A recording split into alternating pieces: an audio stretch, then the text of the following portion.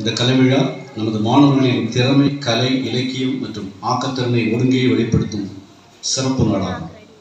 தமிழ் கலோத்சவம் என்பது வெறும் போட்டி அல்ல, இது நம் பண்பாட்டையும் நம் தமிழ் மொழியின் அழகையும் கொண்டாடும் விழாவாகும்.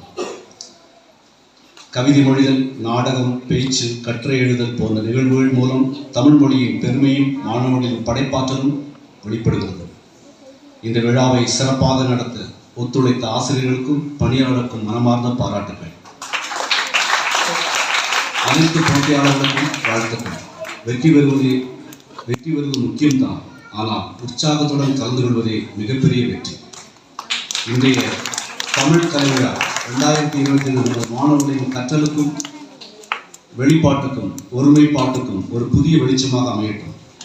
அனைவரும் தமிழ் மொழியை மேலும் நேசிக்க ஒரு தூண்டுதலாக இது அமையட்டும்.